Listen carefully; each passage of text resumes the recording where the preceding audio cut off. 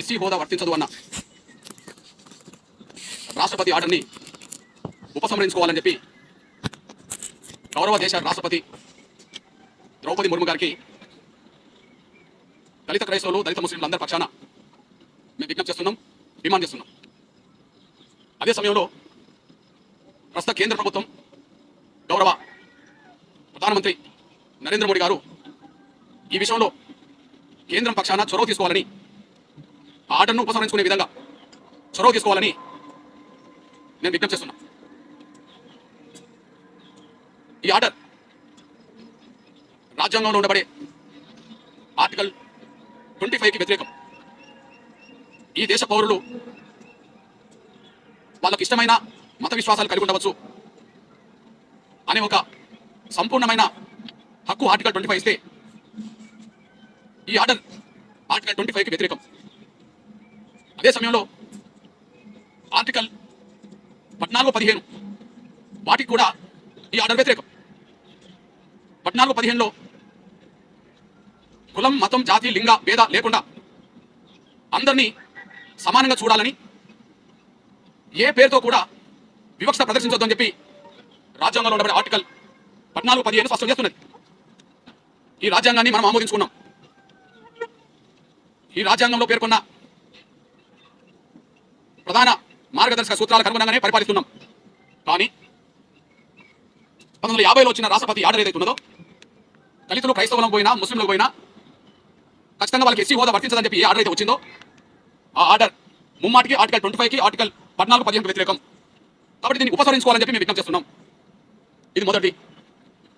అదే సమయంలో ఒకవేళ ఈ దేశాన్ని మనం హిందూ దేశంగానే చూడదలుచుకుంటే, ఈ దేశాన్ని సనాతన ధర్మానికి అనుగుణంగానే మనం పరిపాలించదలుచుకుంటే, భారతదేశం హిందూ దేశంగానే ఉంటుందని చెప్పి, హిందువులు మాత్రమే ఈ దేశంలో ఉండాలని చెప్పి రాజ్యాంగంలో ఇప్పటికే ఉన్న ఆర్టికల్ 25ని రద్దు చేసి భారత ప్రజలు హిందూ మత విశ్వాసాలకు లోబడి ఉండడం తప్ప మరో మతం ఎన్నుకునే స్వేచ్ఛ లేదని చెప్పి ఆర్టికల్ 14, 15 రద్దు చేసి మీరు నిర్ణయం తీసుకోగలిగితే అప్పుడు దేశ ప్రజలు మీరు అనుకున్న హిందూ విశ్వాసం అనుగుణంగా ఉండడానికి అవకాశం ఉన్నది. అది న్యాయం అవుతే, అది ధర్మం అవుతే, రాజ్యాంగంలో ప్రస్తుతం పేర్కొన్న చట్టాలను ఉల్లంఘించడం కంటే ఆ రాజ్యాంగంలో పేర్కొన్న ఆ చట్టాలు మీకు ఇబ్బందిగా ఉంటే, రాజ్యాంగంలో పేర్కొన్న ఆ చట్టాలు ఇవి మత మార్పిడులకి కేంద్రం ఉన్నాయని మీరు భావించుకుంటే మీరు ఆ చట్టాలను తీసేయండి. అప్పుడు అందరూ కలిసి ఏ విశ్వాసానికి అనుగుణంగా ఉండాలో ఉండడానికి అవకాశం ఉన్నది. కానీ ఇక్కడ మేము చెప్పదలుచుకునేది ఏంటంటే, మీరు రద్దన చేయండి, లేదా ఆర్టికల్ 25ని ఆర్టికల్ 14, 15ని రద్దన చేయండి, లేదా రాష్ట్రపతి ఆర్డర్ని ఉపసంహరించుకోవాలని చేయండి. ఇది రెండింటికి వైరం ఉన్నది. ఆర్టికల్ 25 ఉండగా, ఆర్టికల్ 14, 14, 15 ఉండగా రాష్ట్రపతి ఆర్డర్ రాజ్యాంగ విరుద్ధమవుతుంది కదా. రాజ్యాంగ విరుద్ధమవుతుంది కదా. ఆర్డర్కు చట్టాలకు వైద్యం వచ్చినప్పుడు మీరు ఆర్డర్ను కాపాడుకోదలుచుకుంటే చట్టాలను ఉపసరించుకోండి, చట్టాలను కాపాడదలుచుకుంటే ఆర్డర్ను ఉపసరించుకోండి. రెండు ఎలా ఉంటాయి? సేమ్ టైం మొన్న ఒక దళిత క్రైస్తవ పాస్టర్ నాకు ఫలానోరు వేధించిండ్రు, అవమానించిండ్రు కాబట్టి ఎస్సీ యాక్ట్ వర్తించుతుంది కాబట్టి అని చెప్పి ఒక కేసు పెడితే ఆ కేసు మీద వచ్చిన జడ్జిమెంటే ఇది ఎస్సీ యాక్ట్ దీనికి వర్తించదని సుప్రీంకోర్టు జడ్జిమెంట్ ఇచ్చింది. సుప్రీంకోర్టు జడ్జిమెంట్ అనేది ఆర్డర్ ఉండడం వల్ల ఇచ్చింది కదా. సుప్రీంకోర్టు జడ్జిమెంట్ అనేది 1950 ఆర్డర్ ఉండడం వల్ల ఇచ్చింది కదా. నేను విజ్ఞప్తి చేస్తున్నా, ఇక్కడ వివక్ష ఉన్నది మా పట్ల, దళితుల పట్ల వివక్ష ఉన్నది. ఆ వివక్ష మీ దృష్టికి నేను తీసుకొస్తున్నా. ఆర్డర్ వివక్ష, అది చట్టాన్ని రాజ్యాంగాన్ని ఉల్లంఘించడమే కాదు. దళితులు అంటే చిన్న చూపు, లెక్కలేంతనం, వాళ్ళు ఉంటే ఇక్కడ ఉండాలి, లేకపోతే వాళ్ళ హక్కులు వదులుకొని వెళ్ళాలని చెప్పి ఆదేశిస్తున్నది ఆర్డర్. మీరుంటే హిందువులో ఉండండి, లేదా ఇప్పుడు ఆ 1915 ఆర్డర్లో కొంత సవరించి బౌద్ధులో సిక్కులకి ఇచ్చారు, మీరు సిక్కుల చేత చేయండి, లేదా మీరు బౌద్ధుల చేత చేయండి. 90లో బౌద్ధం కూడా ఎస్సీలు గుర్తించారు. ముందు ఆర్డర్ హిందువులకి వర్తించింది దళితుల్లో, తర్వాత అది సిక్కులకు వర్తించింది దళితుల్లో, ఆ తర్వాత బౌద్ధులకు వర్తించింది దళితుల్లో. ఇప్పుడు మీరు ఉంటే మీరు హిందువులు ఉండండి, మార్గదలుచుకుంటే సిక్కుల పోటీ లేకపోతే బౌద్ధులు పోటీ, మీరు క్రైస్తవుల పోతే ఎట్లా అనే పద్ధతిలో, మీరు ఇస్లాంలో పోతే ఎట్లా అనే పద్ధతిలో ఆర్డర్ దళితులకు మాత్రమే కండిషన్ పెడుతుంది, దళితులకు మాత్రమే కండిషన్ పెడుతున్నది. ఇప్పుడు ఈ ప్రెస్ మీట్ నేను ఆంధ్రప్రదేశ్ రాజధాని అమరావతి కేంద్రంగా గుంటూరులో పెడుతున్నా. దళితులకేనా ఈ వ్యవస్థ? ఎవరు మారినా మనకు మంచిదేనా? ఎవరు మారినా మన రైట్స్ ఉంటాయా? ఒక దళితులేనా మారద్దు. ఈ దేశంలో కులం వల్ల, కుల వ్యవస్థ వల్ల అస్పృశ్యతగా మిగిలిపోయింది, అంటం వల్ల మిగిలిపోయింది దళితులే. ఈ కుల వ్యవస్థలో ఎక్కువ బాధితులు దళితులే. కానీ ఆ దళితులు బాధితులు వాళ్ళు ఎడిపోవద్దు అంటే పడి ఉండండి. కానీ మిగిలిన వాళ్ళు ఎడిపోయినా మీ రైట్స్ ఉంటాయి, మిగిలిన వాళ్ళు ఎడిపోయిన రైట్స్ ఉంటాయి. నేను ఆంధ్రప్రదేశ్ గడ్డ నుంచి మాట్లాడుతున్నా. ఆర్డర్ ఉపసంహరించుకోమని చెప్తున్నా, లేదా చట్టాలను తీసేయమని చెప్తున్నా. ఏదో తెలుసండి ఎందుకు కేంద్రం తలుచుకుంటే చట్టాలను ఉపసంహరించుకోదా? రైతు చట్టాలు తీసుకొచ్చింది మన కేంద్ర ప్రభుత్వమే. రైతు చట్టాలు ఉపసంహరించుకోలేదా? రద్దు చేయాలనుకున్నాం, ఆర్టికల్ 370 రద్దు చేయలేదా? మనం నిర్మించుకోదలుచుకున్నాం, రామ మందిరం మనం నిర్మించుకోలేదా?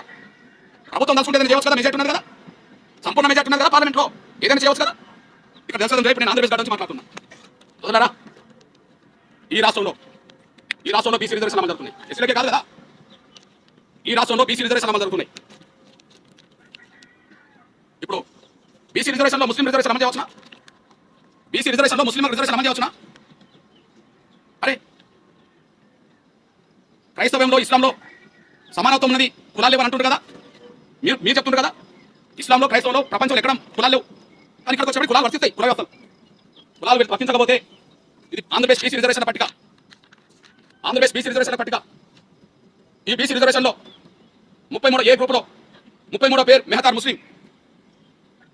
బీసీ రైట్స్ ముస్లింలకు ఇలా బీసీలందరూ హిందువులే అనుకుందాం. ఇలా బీసీలందరూ ఇక్కడ మెహతాలు తప్ప, ఏ గ్రూప్లో మెహతాలు తప్ప. మెహతాలు అంటే 100% ప్రభుత్వం నమ్ముకున్న ముస్లింలే కదా.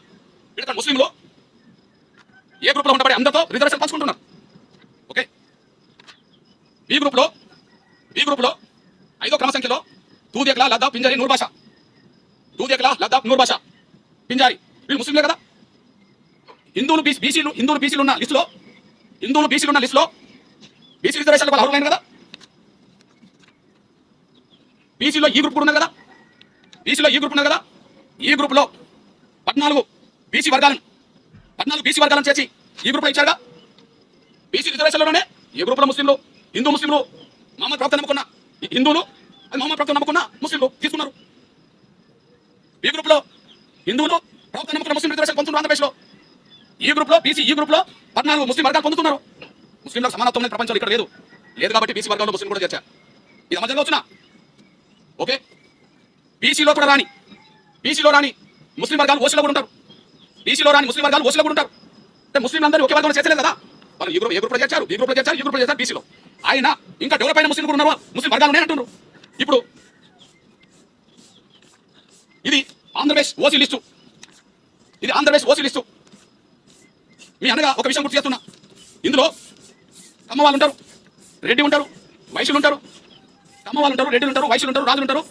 ఇందులో ఈ లిస్టులో అగ్రకులాల హోదా పొందిన కులాల సంఖ్య 311 కులాలు ఓసీ లిస్టులో ఉన్నాయి.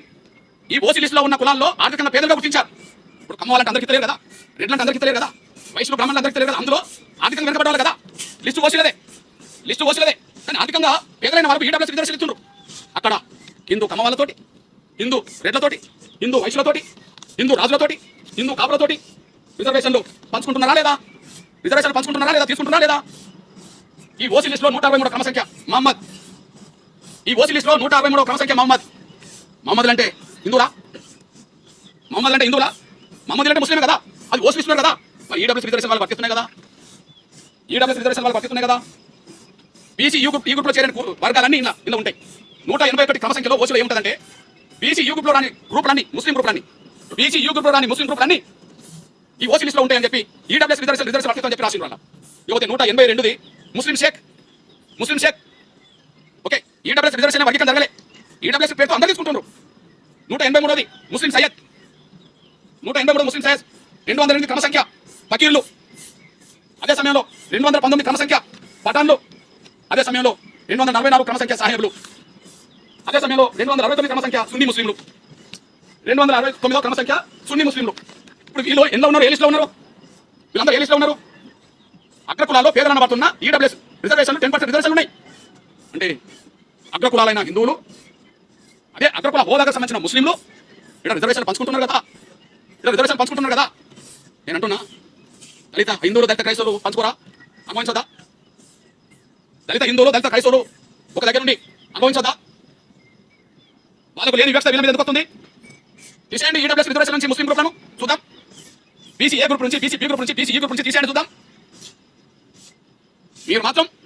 మీరు మాత్రం బీసీ ఏ గ్రూప్లో, బి గ్రూప్లో, ఈ గ్రూప్లో బీసీలు, హిందూ బీసీలు ముస్లింలతో పంచుకుంటాం. అందరూ సమానమేనని. ఓసీలో ఉండే కమ్మోళ్ళు, రెడ్డోళ్ళు, బ్రాహ్మణులు, వైశ్యులు ఈడబ్ల్యూఎస్ రిజర్వేషన్లు ముస్లింలతో పంచుకుంటారు. అందరూ సమానమేనని. ఇక్కడ దళిత క్రైస్తవులు, దళిత ముస్లింలు మాత్రం, దళిత హిందువులతో మాత్రం పంచుకోవద్దు. అంతేకాదు ఈ దేశంలో ఎస్టీ ఈ దేశంలో ఎస్టీ పార్లమెంటు ద్వారా రాష్ట్రపతి గుర్తించింది. ఆర్టికల్ 341 ప్రకారంగా ఎస్సీలను 342 చట్టపరంగా ఎస్సీలను గుర్తించింది. రాజ్యాంగంలో చట్టాలు పక్కపక్కన ఉన్న ఎస్ఎస్సీ లాగానే మనం ఎస్సీ ఎస్టీ యాక్ట్ అంటాం కదా, అట్లనే ఎస్సీ ఎస్టీలో ఎవరు అనే దానికి ఆర్టికల్ 341 ఎస్సీలను గుర్తించింది, 342 ఎస్సీలను గుర్తించింది. ఇంతే. ఓకే, 341 ఎస్సీలకు మాత్రం మీరు హిందువులు అవుతేనే రిజర్వేషన్లు ఎస్సీ హోదా ఉంటుంది. కానీ అదే 342లో ఉన్న పక్కనే ఉన్న 342 పక్కనే ఉండబడే ఎస్సీలు నువ్వు హిందువైనా, నువ్వు ముస్లిం అయినా, నువ్వు క్రైస్తవైనా నీకు రిజర్వేషన్ ఉంటాయి. ఇదేంటి ఇక్కడ ఉన్నది కదా. నా ఎస్టీ సోదరుల రిజర్వేషన్లు ఇక్కడ 6% ఉన్నారు, ఆంధ్రప్రదేశ్లో 6% ఉన్నది. నేనంటున్నా 6% ఎస్టీ రిజర్వేషన్లో గిరిజనులు క్రైస్తవులు అసలు లేరంటమా? గిరిజనులు క్రైస్తవులు లేరంటమా? ఉన్నారు కదా. మరి వాళ్ళకు క్రైస్తవులైన వర్తిస్తున్నారు కదా, వాళ్ళకు క్రైస్తవులైన వర్తిస్తున్నారు కదా. ఓకే, ఈ దేశంలో ఈశాన్య రాష్ట్రాల్లో లక్షద్వీప్ అనే చోట కొన్ని రాష్ట్రాల్లో 100% ఎస్టీల రిజర్వేషన్ ఉన్నది, మన క్రైస్తవులే. మణిపూర్, మేఘాలయ, మిజోరాం, నాగాలాండ్ ఈ చోట్ల 34, 80, 80, 80, 22% రిజర్వేషన్లు ఉన్నాయి. గుజరాత్లో ఎస్టీలకు 14% రిజర్వేషన్లు ఉన్నాయి. ఛత్తీస్గఢ్లో 32% రిజర్వేషన్లు ఉన్నాయి. అరుణాచల్ ప్రదేశ్లో 80% రిజర్వేషన్లు ఉన్నాయి. ఇందులో ఎస్టీలు మెజార్టీ ఈశాన్య రాష్ట్రాల్లో క్రైస్తవులే, మెజార్టీ ఈశాన్య రాష్ట్రాల్లో క్రైస్తవులే. వాళ్ళు ఎస్టీ హోదా రద్దు కాలే, వాళ్ళకి 1950 ఆర్డర్ వర్తించదు. వాళ్ళకి ఎస్టీ హోదా రద్దు కాలే, 1950 దానికి వాళ్ళకి వర్తించదు. ఎస్సీ ఎస్టీ పక్కనే ఉంటుంది. ఆర్టికల్ 341, 342 ఎస్సీ ఎస్టీ చట్టం కూడా అట్టనే అనిపిస్తుంది. కానీ ఎస్సీలకు మాత్రమే 341 వర్తించదు అన్నట్టుగా, హిందువులు అయితే వర్తించదు అన్నట్టుగా ఆర్డర్ రావడం, ఎస్టీలకు ఆర్డర్ రాకపోవడం. అంతేకాదు, నేను అంటున్నా ఈ రాష్ట్రంలో తెలుగు నేల మీద ఒక భయంకరమైన పరిస్థితి ఉంది. ఒక పేద దళిత వర్గాలకు సంబంధించిన క్రైస్తవ ప్రాస్టర్లు, ఒక పేద మాదిగా ఇతర దళిత వర్గాలకు సంబంధించిన క్రైస్తవ ప్రాస్టర్లు వాళ్ళు నమ్ముకున్న విశ్వాసం మేరకు, ఆర్టికల్ 25 ఇచ్చిన హక్కు మేరకు, వాళ్ళు నమ్ముకున్న విశ్వాసాల మేరకు వాళ్ళ సొంత గ్రామం నుంచి పక్క గ్రామానికో లేదా పక్క ఇంకొక చోటుకో వెళ్ళడం కోసం వాళ్ళకు 2 వీలర్స్ లేవు, వాళ్ళకు కార్లు లేవు, వాళ్ళకి ఏమి లేవు. కనుక పేద దళిత క్రైస్తవులకు సంబంధించిన వాళ్ళేమో ఒక పాస్టర్ అవుతే అతను తమ విశ్వాసాల మేరకు చేతిలో బైబుల్ పట్టుకొని సైకిల్ పోతుంటే మీరు అన్యమత ప్రచారం చేస్తుందని చెప్పి వాళ్ళని అడ్డుకొని బైబుల్ దించేసి వాళ్ళని కొట్టడం, వాళ్ళని అవమానించడం, తిప్పి పంపడం జరుగుతుంది. ఒక పేద దళిత క్రైస్తవులు వాళ్ళకు కార్లు ఉంటే సైకిల్ ఎందుకు పోతారు, వాళ్ళకి 2 వీలర్లు ఉంటే సైకిల్ ఎందుకు పోతారు, మోటార్ సైకిల్ ఉంటే. ఒక పేద దళిత క్రైస్తవులకు సంబంధించిన వాళ్ళను వేధిస్తున్నారు. ఈ రాష్ట్రం నుంచి దేశంలో ఈ దేశానికి క్రైస్తవ మతం అనే ప్రచారాన్ని తీసుకొచ్చింది అగ్రకుల బ్రాహ్మణులు. ఈ దేశానికి క్రైస్తవ మతం అనే ప్రచారాన్ని తీసుకొచ్చింది అగ్రకుల బ్రాహ్మణులు.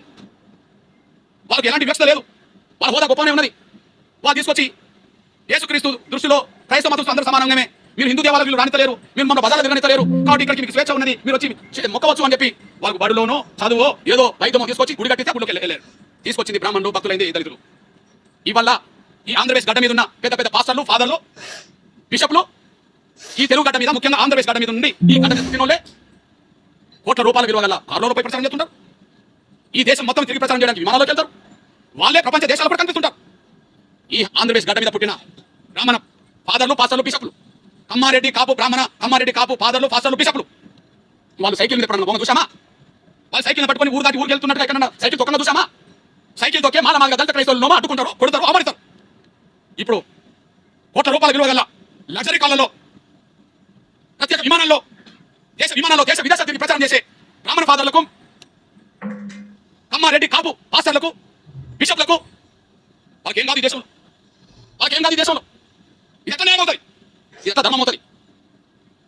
మీకు కార్లు ఉన్నాయి, మీకు విమానాలు పోతారు, మీకు ప్రత్యేక విమానాలు ఉన్నాయి, మీరు ఒక దిక్కు ప్రార్థన పేరుతో కూటమి పెడితే రాష్ట్రం దేశ లెవెల్ మీద లైవ్ల ద్వారా చూసుకుంటారు. మాకు ఊరు దాటి ఊరు పోవడానికి కూడా శక్తి లేకనే సైకిల్ మీద పోతున్నారు. వీళ్ళు మీకు శత్రులు అవుతారు. మా దళిత క్రైస్తవుల మీద, మా పేద వర్గాల మీద దాడులు ఆపాలి. మీకు చేతనైతే విమానంలో మీద పోయేటోళ్ళ గురించి ఆలోచించండి. మీకు చేతనైతే లగ్జరీ కార్లో తిరిగే కమ్మారెడ్డి కాపు బ్రాహ్మణ ఫాదర్ల గురించి ఆలోచించండి. అంతేగాని దళిత క్రైస్తవుల జోలికి వస్తే మౌనంగా ఉండలేము. ఇది కూడా మా ఆత్మగౌరవ సమస్య, ఇది మా అస్తిత్వ సమస్య. మీకు మతం మారే స్వేచ్ఛ మీకు మాత్రమే వద్దు అని చెప్తే ఇది నిర్బంధంలో మమ్మల్ని పెట్టినట్టే. 4 గోడల మధ్య పిల్లిని బంధించి కొట్టాలనుకున్న పిల్లి ఎదురు దొరుకుతుంది. 4 గోడల మధ్య పిల్లిని బంధించి కొట్టాలన్న కూడా చంపాలని కూడా పిల్లి ఎదురు దొరుకుతుంది. అందరికీ స్వేచ్ఛనిస్తామని దళితులకు మాత్రం ఇవ్వమని చెప్పి దళితులను వేధిస్తే, దళిత హక్కులను తీసేసే ప్రయత్నం చేస్తే మౌనంగా ఉండలేరు. నేను నా దళిత క్రైస్తవ సమాజానికి నేను విజ్ఞప్తి చేస్తున్నా, గుర్తు చేస్తున్నా. దళితుల్లో నా మాదిగా రెల్లి ఇతర దళిత కులాలు ఉన్నాయి. మన మధ్యలో చిన్న అంతరాలు, భిన్నాభిప్రాయాలు ఉంటే ఉండవచ్చు. కొన్ని అంశాల మీద, కొన్ని సమస్యల మీద మనకు విభేదాలు కూడా ఉండవచ్చు. అయినప్పటికీ ఆ విభేదాలను, ఆ భిన్న ఉన్న అంశాలను మనం తగ్గించుకుందాం. ఖచ్చితంగా మనం దళిత హిందువుల అస్తిత్వాన్ని, దళిత క్రైస్తవుల అస్తిత్వాన్ని, హిందువులకు ఉండే స్వేచ్ఛను, దళిత క్రైస్తవులకు ఉండే స్వేచ్ఛను కాపాడుకునే దిశగా మనం ముందుకు సాగుదాం. ఖచ్చితంగా ఇట్లాంటి దుర్మార్గమైన చర్యల్ని తిప్పికొట్టే విషయంలో అందరం కలిసి అన్నదమ్ములాగా మనం ముందుకు సాగుదాం. కొన్ని విషయాల్లో మన భిన్నాభిప్రాయాలు ఉండవచ్చు, కొన్ని విషయాలు మన మధ్య చిన్న విషయాల మీద ఏదో అభిప్రాయ భేదాలు ఉంటే ఉండవచ్చు. అయినప్పటికీ ఇది టోటల్గా మన దళితుల అస్తిత్వం, ఆత్మగౌరవ సమస్య. ఇది ఉమ్మడి సమస్య. దీన్ని ఎదుర్కోవాల్సిన బాధ్యత కూడా మన అందరి మీద ఉన్నది. ఆ విషయంలో ఒకరి మధ్య ఒకరికి ఉండే అపోహలను తగ్గించుకుందాం, భిన్నాభిప్రాయాలను కూడా తగ్గించుకుందాం. మనకు వచ్చిన ప్రమాదాన్ని ఎదుర్కొనే కాడ, నివారించుకునే కాడ ఒకటి అవుదాం. ఆ విషయంలో నా దళిత సోదరులందరూ ఆలోచించాలని విజ్ఞప్తి చేస్తున్నా. అదే సమయంలో అక్కడక్కడ సోషల్ మీడియాలో లేకపోతే ఇతర మీడియాలో మాలా మాదిగల మధ్య ఏదైనా చిన్న సమస్య ఉత్పన్నం అవుతే దాన్ని పెద్దగా చేసే ప్రయత్నం ఎంఆర్ఎస్ వైపు నుండి చేయొద్దని, మాలా వైపు నుండి కూడా చేయొద్దని, మన మధ్యలో చిన్న అభిప్రాయాలు భేదాలు ఆయా గ్రామాల్లో చిన్న సమస్యలు ఉన్నా కూడా అది సామరస్యంగా పరిష్కరించుకునే దిశగానే, అది అన్నదమ్ములాగా పరిష్కరించుకునే దిశగానే మనం ముందుకు సాగుదాం. మన ఐక్యతను, మన అస్తిత్వాన్ని బలంగా నిలబెట్టే ప్రయత్నం చేద్దాం. ఈ విషయంలో ఎవరైనా సరే సమయం పాటించాల్సిందిగా ఎట్టి పరిస్థితుల్లో రాబోయే రోజుల్లో సోషల్ మీడియాలో చిన్న చిన్న మాల మాదిగల భిన్నాభిప్రాయాలని ఎవరు కూడా ఎక్స్పోజ్ చేయకుండా, ఎక్కడ చిన్న సమస్య ఉత్పన్నం అవుతే అక్కడే మనం పరిష్కరించుకునే విధంగా, సహనంతో పరిష్కరించుకునే విధంగా, సోదరత్వంతో పరిష్కరించుకునే విధంగా ముందుకు రావాలని చెప్పి, అది ఎంఆర్ఎస్ నాయకత్వం కూడా పాటించాలని చెప్పి నేను విజ్ఞప్తి చేస్తున్నా. నా మాల ఇతర దళిత సంఘాలు కూడా నేను విజ్ఞప్తి చేస్తున్నా. ఈ వచ్చిన ప్రమాదాన్ని నివారించుకునే కానీ మనం ఉండాలి, కానీ మన చిన్న చిన్న అంశాలను మళ్ళీ ఎక్స్పోజ్ బలంగా చేసుకోకుండా సామరస్యంగా పరిష్కరించుకునే దిశగానే మనం ఉండాలని చెప్పి నేను సవినయంగా విజ్ఞప్తి చేస్తున్నా. అదే సమయంలో ఈ దేశంలో ఈ దళిత క్రైస్తవులకు అనే పేరుతో రిజర్వేషన్ లేకుండా చేసే కుట్ర ముందు బ్రాహ్మణ వర్గమే చేసింది. ఎందుకంటే ఆ కుట్రను సరిదిద్దడం ఈనాడు బాధ్యత అని చెప్పి నేను రాష్ట్రపతి గారికి, ప్రధానమంత్రి గారికి గుర్తు చేస్తున్నా. బ్రాహ్మణ వర్గమే చేసింది అనడానికి సాక్ష్యం ఆనాడు ఈ ఆర్డర్ ఇచ్చిన రాష్ట్రపతి బ్రాహ్మణుడు, ఆనాడు ఈ ఆర్డర్ ఇచ్చింది బ్రాహ్మణుడు. పరోక్షంగా ప్రత్యక్షంగా ఆర్డర్ రావడానికి కోఆపరేట్ చేసింది ఆనాడు ప్రధానమంత్రి నెహ్రూ బ్రాహ్మణుడు. దళిత క్రైస్తవులకు రిజర్వేషన్ అవసరం లేదు, మాకు ఇక్కడ దేశ ప్రజలందరితో మాకు సమానమైన గౌరవం ఉందని చెప్పి, దళిత క్రైస్తవులకు రిజర్వేషన్ అవసరం లేదని చెప్పి రాజ్యాంగ సభలో మాట్లాడిన, దేశ క్రైస్తవుల ప్రతినిధిగా పాల్గొన్న ఎస్పీ ముఖర్జీ బ్రాహ్మణుడు. ఆ తర్వాత వల్లభాయ్ పటేల్ ఉండవచ్చు, ఇంకా చాలా మంది ఉండవచ్చు. ఆనాడు మాకు అవసరం లేదు, మాకు రిజర్వేషన్ అవసరం లేదని చెప్పి రాజ్యాంగ సభలో, అల్పసంఖ్య వర్గాలకు ఏం అవసరం అని చెప్తున్న సభలో మాట్లాడిన, క్రైస్తవుల తరఫున మాట్లాడిన నలుగురు కూడా అగ్రకులస్తులే. అందులో దానికి చైర్మన్ ఉన్న వ్యక్తి కూడా ఈ ఎస్పీ ముఖర్జీ చైర్మన్ బ్రాహ్మణుడే. అంటే ఈ దేశ క్రైస్తవ ప్రతినిధులుగా రాజ్యాంగ సభలో పాల్గొని మాకు రిజర్వేషన్ అవసరం లేదన్న వాళ్ళు అగ్రకులస్తులే. అదే సమయంలో రాష్ట్రపతి ఆనాడు అగ్రకులస్తుడు బ్రాహ్మణే, అదే సమయంలో ఆనాడు ప్రధానమంత్రి బ్రాహ్మణే, మాకు అవసరం లేదన్న క్రైస్తవ ప్రతినిధి కూడా బ్రాహ్మణే. అంటే 100 ఏళ్ల క్రితమే వాళ్ళు దేశ క్రైస్తవ ప్రతినిధులు ఎదిగారు. 100 ఏళ్ల తర్వాత క్రైస్తవ భక్తులుగా ఆయా గ్రామంలో సైకిల్ పట్టుకొని మాత్రం వాళ్ళు తిరుగుతున్నారు. 100 ఏళ్ల తర్వాత మా వాళ్ళు క్రైస్తవ భక్తులుగా సైకిల్ పట్టుకొని బైబిల్ పట్టుకొని తిరుగుతున్నారు. ఈ పరిస్థితిలో మాకు ఆనాడైనా ఈనాడైనా క్రైస్తవ మత ప్రచారాన్ని గల్లీకి, ఢిల్లీకి, దేశానికి, ప్రపంచానికి తీసుకెళ్తున్నది అగ్రకులస్తులే. కానీ బలవుతున్నది మాత్రం దళిత వర్గాలు అయిపోయినారు. ఇక్కడ బీసీ క్రైస్తవులు ఉన్నారు, వాళ్ళకు ఆర్డర్ వర్తించట్లేదు.